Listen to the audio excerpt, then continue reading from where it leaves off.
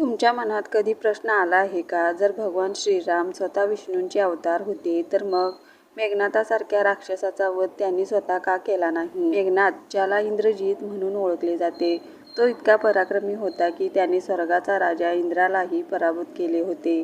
मग असा योद्धा रामापेक्षा जास्त शक्तिशाली होता का? चला जाणून घेऊया यामागचं अद्भुत रहस्य. मेघनाथाला 2 भयंकर वरदान मिळाले होते. पहिलं वरदान, जर तो निकुंभीला देवीचं यज्ञ पूर्ण करून रणांगणात उतरला तर त्याला कोणताही देव, दानव किंवा मनुष्य पराभूत करू शकत नव्हता. म्हणजे तो जवळजवळ अजेय होता. दुसरं वरदान, त्याचा वध फक्त तोच करू शकत होता ज्याने सलग 14 वर्ष एकही रात्र झोप घेतली नसेल. आता विचार करा, 14 वर्ष झोप न घेणं हे शक्य आहे का? ही गोष्ट अशक्यच होती. पण एक व्यक्ती अशी होती. लक्ष्मण फक्त श्रीरामांचे भाऊ नव्हते, ते शेषनागांचे अवतार होते. शेषनाग, जे भगवान विष्णूंच्या डोक्यावर सदैव जागृत राहून रक्षण करतात. शेषनाग कधी झोपत नाहीत. वनवासात जाताना लक्ष्मणांनी श्रीरामांना वचन दिले होते, भाऊ, या 14 वर्षाच्या वनवासात मी एकही रात्र झोपणार नाही. मी तुमचं आणि सीतेचं रक्षण करीन. आणि त्यांनी ते वचन पाळलं.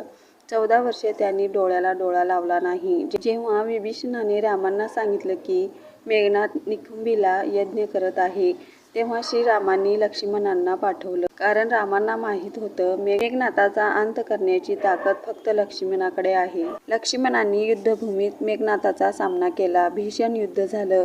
मेघनाथाने अनेक मायावी अस्त्रांचा वर्षाव केला, पण लक्ष्मण अडळ उभे राहिले. शेवटी लक्ष्मणांनी आपल्या बाणाने मेघनाथाचा वध केला. कारण राम हे धर्माचे पालन करणारे होते. त्यांना माहीत होतं प्रत्येक युद्धात प्रत्येक योद्ध्याची एक भूमिका असते. हे फक्त शक्तीचं नव्हतं, हे वरदान आणि नियतीचं युद्ध होतं. रामांनी धर्म पाळला, लक्ष्मणांनी त्याग आणि जागरणाचं फळ मिळवलं. ही कथा आपल्याला शिकवते त्याग, वचनबद्धता आणि निष्ठा यामुळेच अशक्य गोष्ट शक्य होतात. लक्ष्मणांनी स्वतःसाठी काहीच मागितलं नाही, पण त्यागामुळे ते इतिहासात अमर झाले. जर तुम्हाला ही रामायणातील अद्भुत कथा आवडली असेल तर व्हिडिओला लाईक करा, कमेंटमध्ये जय श्रीराम लिहा आणि अशाच सनातन धर्माच्या कथा ऐकण्यासाठी अमरकथा चॅनेलला सबस्क्राईब करा. पुन्हा भेटूया एक नव्या पौराणिक रहस्यासोबत. जय श्रीराम.